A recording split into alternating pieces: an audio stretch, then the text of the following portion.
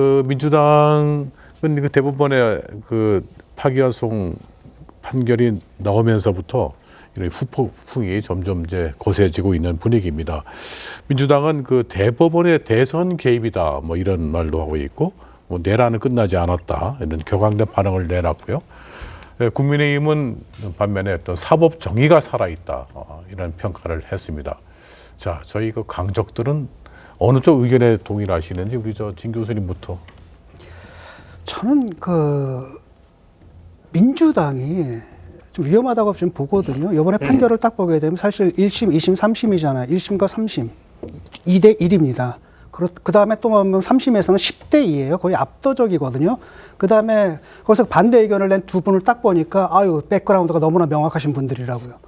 그래서 딱 보는 순간에 저는 사실 처음에 그런 백그라운드가 있어도 사법부가 정책 판단을 개입시키지 않을 거라고 늘 얘기해왔고 주장해 왔잖아요. 보는 순간에 아, 이게 정말 적용이 되는구나. 이분들이 굉장히 왜곡된 지금 생각을 좀 갖고 있고요. 또 다른 한편은 2심 재판부가 사실은 나라의 운명을 가른 겁니다. 원래 그때 확정을 했으면은, 그때 이제 유죄를 때렸으면은 끝나는 거잖아요. 그 판결문을 보면 말도 안 되거든요. 그러니까 아까 그 정확하게 지적을 했는데 온갖 오류들을, 논리적 오류들을 다 범하고 있습니다. 특히 이제 분해의 오류라고 있습니다. 예컨대 물은 H2O잖아요. 근데 H2O 봐라. 수소잖냐, 기체잖냐. O 봐라. 산소잖냐, 기체잖냐. 고로 H2O는 물이다. 아니, 그 기체다. 이런 식의 거의 이런 수준의 그 논리적 오류를 막 범하고 있는 거거든요. 그런데 그걸 갖다 거기서 그 무죄를 주면서 이런 혼란이 벌어진 겁니다. 그러니까 결국 보게 되면은 법원이 사법 정의를 회복한 거고요. 거기서 민주당은 뭐랄까 반성을 좀 해야 되는데 여전히 이걸 끌고 어디로 갖고 가냐면 또 정치적으로 또 몰고 가고 있습니다. 그래서 저는 굉장히 걱정스러운 게 일단은 이런 거예요. 그 이재명 대표가 대통령 되는 거 이런 부분들에 대해서 국민들이 많은 걱정을 하고 있는 이유 중에 하나가 일단 입법부가 190석이지 않습니까? 거기다 행정부까지 장악하네. 근데 노골적으로 사법부를 공격하고 나와요. 전체 민주당 의원들이 다 공격하고 나왔거든요. 예를 들어가지고 뭐 심지어는 무슨 얘기까지 나오냐면 삼권 분립이라는 게 필요한지. 삼권 분립 무너뜨리겠다는 얘기까지 나오고, 두 번째로는 뭐 대법관들도 또 탄핵하겠다는 얘기도 나오고, 이제는 그게 안 되니까 대법관을 갖다 뭐 30명으로 만들겠다? 그러니까 지금 입법부를 하는데 입법부에서 만나는 입법이라는 게 누구를 위한 입법이냐라는 거예요. 국민을 위한 입법이 아니거든요. 한 사람을 위한 입법이고, 이게 이제 굉장히 큰 걱정인데, 대선 때라, 아무리 대선 때다 하더라도 저는 그랬거든요. 2심 판결 나와서도 불만은 있지만 그래도 수락을 했거든요. 대법관 12명의 판결을 내린 거고 10대 2로 완벽하게 거의 일방적으로 판결을 내린 거면 그럼 수용하는 모습을 좀 보여줘야 된다고 생각합니다. 재판을 지연시키지 않았으면 벌써 결론이 났을 겁니다. 그리고 항소심에서 우리 진중 교수님 말씀하신 것처럼 항소심에서 제대로 판단했으면 이번 대법원 판결이 최종 확정 판결이고 이재명 대표의 정치 생명에 대해서는 결론이 났을 겁니다. 그리고 더 하나, 만약에 그러면 대선에 개입하는 거니까 하지 말라고 해서 민주당이 막 하고 있으니까 대법원이 가만히 있다가, 그리고 이게 국민들로서는 항소심에서 무죄가 났으니까 국민들로서는 그러면 이재명 대표의 사법 리스크는 없는 건가? 라고 생각하고 이재명 대표에 대해서 전혀 그런 고려 없이 투표를 해서 대통령이 됐는데, 대통령이 되고 나서 대법원이 이제 재판을 진행해서 이런 유죄 파기환송이 있고 항소심에서도 결국 유죄가 당선 무효형이 확정되면 국민들로서는 항소심 판결만 믿고 투표했는데 결국은 대법원은 이미 유죄의 심증을 가지고 있었는데 대선 개입이라고 할까봐 못하고 꽁꽁 숨겨두고 있다가 그 폭탄을 당선 후에 터뜨린다? 저는 그게 더 훨씬 더 무책임한 거라고 생각을 합니다. 근데 저희 이제 제가 이렇게 말씀드리면 이런 거예요. 민주당의 지지자들이 갖고 있는 이제 심정을 이제 제가 솔직하게 뭐 옳고 그른 걸 떠나서 어쨌든 법원의 판정이 내려진 것에 대해서 어떤 불만을 갖고 있는가를 좀 설명을 드릴 필요는 있어요. 첫 번째는 왜 유독 이재명 후보에 대해서만 이렇게 이례적인 판결들을 내리시는가? 왜 이렇게 신속한가? 나경원 경선 후보였잖아요. 5년간 재판이 진행돼 안 되고 있는데 대법원에서 어떻게 9일 만에 이렇게 신속하게 판결을 내리는가? 소위 말하면 불공평하다는 느낌이 있는 거예요. 이건 이해할 수 있는 얘기 아니겠습니까? 두 번째, 대법원에서 판결을 내릴 때 여러 가지 유죄의 심증 중에 저도 국문과입니다만 문맥에 대한 해석은 되게 다르게 내릴 수 있는 거예요. 예를 들어 마치 골프 친 것처럼 사진을 조작했다라고 하는 것에 가로치는 말은 마치와 골프 친 것 사이에 가로에 들어갈 말이 있어요. 4명만이에요. 4명만. 마치 4명만이 골프를 친 것처럼 사진을 조작했다 이렇게 주장한 거거든요. 골프를 치지 않았다고 주장한 게 아니에요. 사진을 보면 다 골프복을 입고 있어요. 이 후보도. 그래서 골프를 안 쳤다고 말할 이유가 없어요. 그 사진은 골프 친 사진인데. 그러니까 이 후보가 골프를 치지 않았다고 거짓말한 것이라고 판결 내린 거에 대해서 저는 보통 우리가 얘기할 때 기자들이 그 문맥을 정확하게 해석하기 위해서 가로치고 하나 넣지 않습니까, 요즘은? 제가 볼 땐 마치 4명만이 골프를 친 것처럼 사진을 조작했다고 주장했는데 8명이 친 것이다, 이거는. 근데 왜 4명만이 친 것처럼 만들어서 내가 김문기랑 더 유독 친해서 기억을 못할 리가 없다는 것으로 보이려고 증거를 제출했냐라는 항의를 한 거란 말이에요. 방어권행 차원에서. 근데 이 대법원에서 재판관들은 골프를 안 쳤다고 얘기한 것이다 라고 해석하잖아요.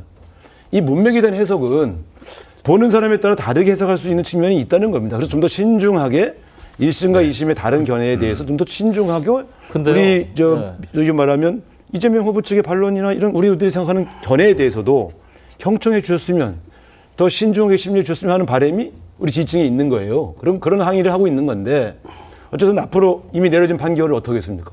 앞으로 진행되는 과정을 지켜볼 수밖에 없는데 여기서 이제 제가 드릴 말씀은 자, 후보의 지위를 박탈하실 건가 그러면 진짜 15일 날부터 재판이 진행되는데 우리가 대선 개입이라고 한 건 10일, 11일 등록하고 15일 날부터 재판이 진행되는데 당선이 유력한 대선 후보의 지위를 박탈하실 건가? 과연 그런 의도인가 대법원은? 우린 이걸 묻는 거예요. 그럼 이건 대선이 엄청난 일이 생기는 겁니다. 자, 아니면 이 사법 리스크에 대한 논쟁이 어차피 이번 선거의 쟁점이 될 수밖에 없는데 대법원이 특정 진영에 유리하게 특정 후보의 유죄 취지 파기 환송을 신속하게 함으로써 대선에서의 쟁점이 어느 한쪽이 아주 유리하게 만들었다고 하는 그러한 판단도 하고 있는 겁니다. 그래서 저희가 볼 때 자, 그러면 또 이제 이런 판단도 있어요. 그러면 이 판결의 정치적 효과, 후보의 지위를 박탈하지 않는다고 전제한다면 이게 과연 이재명 후보에게 불리할까 유리할까? 저는 불리하지 않습니다. 근데 그렇게 생각합니다. 사실관계 여부는 뭐 저희가 지금 따질 수는 네. 없는 것이고 지금 일단 대법원에서 파기환송을 해가지고 지금 고등법원에서 재판 날짜로 잡았어요. 자, 그럼 앞으로 6.3 그 선거 때까지 어떤 절차가 지금 남아 있는 겁니까? 항소심 재판을 더 하고 신속하게 한다 하더라도 변론기일 한 번 하고 선고기일 잡아야 되고 그러면 재상고 기간 있고 또 재상고 기간 하면 또 절차가 있지 않습니까? 뭐 소송 기록 접수했으니까 뭐 하라고 하고 상고 이유서 제출 기간 있고 하면 저는 아무리 서두른다 하더라도 기본 절차가 있기 때문에 재상고심, 그러니까 대법원의 최종 확정 판결은 대선 전에는 안 나올 겁니다. 못 나올 겁니다. 그 대선 전에 힘들기 때문에 이제 헌법 84조 조항 예, 문제가 그렇습니다. 생기는 것이겠군요. 그 대선 전에 그 항고심 그거는 판결이 내려져야 되거든요. 왜냐하면 선거법이다라는 게 뭡니까? 반칙한 사람 아웃시키는 거거든요. 그거예요. 근데 반칙한 사람 아웃시키지도 못한다면 선거법에 그거 뭐하러 만든 겁니까? 그것 때문에 그런 거거든요. 아까도 그렇게 왜 이렇게 신속한 게 아니라 너무 늦어진 겁니다. 이거 몇 년째입니까? 원래 1년 안에 하게 되는데 너무 늦어졌고 그 과정 속에서 우리가 지켜봤거든요. 이분이 어떻게 그러니까 재판을 지연시키는지 그 과정들을 다 지켜봤단 말이죠.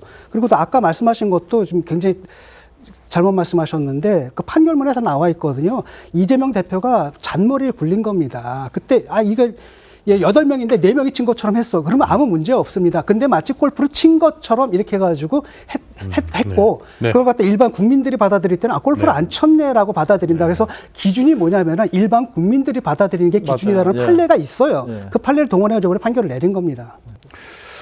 네, 지금 말씀 들어보게 되면은 이런 식으로 만약에 절차가 진행이 되면은 파기환송심이 6.3 대선 전에는 사실상 대법 선고가 나오기 쉽지 않다 이제 그렇게 보여지는데 그렇기 때문에 만약에 이재명 후보가 대통령이 당선된다 그러면은 계속 그 재판을 받아야 되느냐 안 받아야 되느냐 지금 그걸 가지고 헌법 84조에 대한 유권에서 논란이 벌어지고 있잖아요. 우리 네.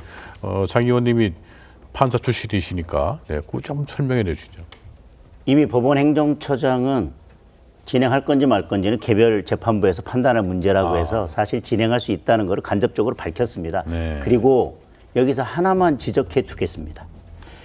이게 국정 수행의 안정을 위해서 소추하지 마라 이거 아닙니까? 그러면 국정 수행의 안정을 위해서 소추하지 마라고 하는 것을 재판도 좀 중지해야 된다라고 하는 것은 계속 재판 왔다 갔다 하면 국정수행에 지장을 받는다는 취지로 지금 민주당이 주장하는 거 아닙니까? 그래서 뭐라고 했냐면 예전에 박근혜 전 대통령 때도 그렇고 이번에도 그렇고 직권남용죄는 수사를 하지 못한다.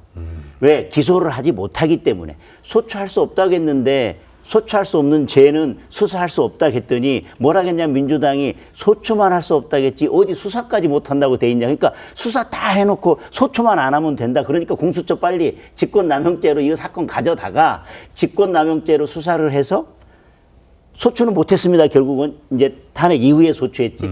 그거 수사하면서 거기에 엎어서 훨씬 더 큰 내란죄를 관련 사건이니까 갖다 수사하라고 계속 민주당이 압박하지 않았습니까?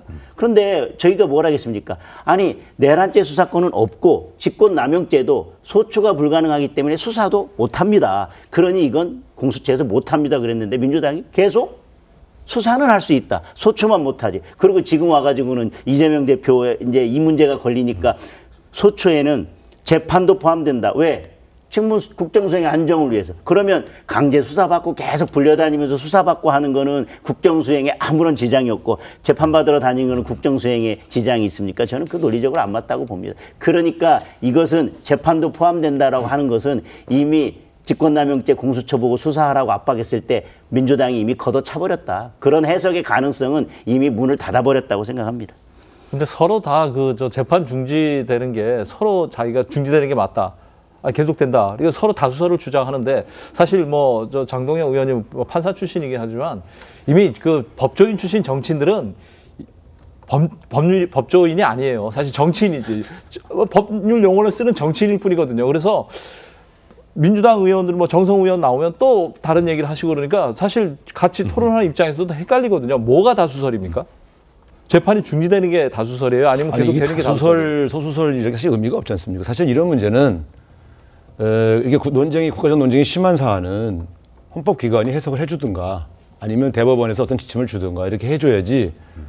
저는 하급심에게 알아서 해라 하는 것도 좀 무책임한 것 같아요. 솔직히. 왜냐면 어느 하급심은 그러면 재판하고 어느 하급심은 안 해도 되고 이런 식의 혼란을 줄 수 있는 겁니까? 그러니까 저희 민주당의 해석은 분명하게 나와 있는데 그것이 맞는지 안 맞는지에 대해서 맨날 말로만 논쟁하면 무슨 소용이 있어요. 그러니까 제가 볼 때는 이거는 근데 헌법을 바꿔야 됩니다. 최고 해석기관에서 해석을 해줘야 되는 거 아니에요? 아니 그러면 재판 중지되는 게 맞으면 굳이 왜 재판 중지법을 내세요? 그냥 놔두고 그냥 법률적으로 해결하면 되는 거예요. 혹시 몰라서. 그래서 지금 이제 이런 의견들이 있습니다. 혹시 몰라서 해놓으려고 하는 거야.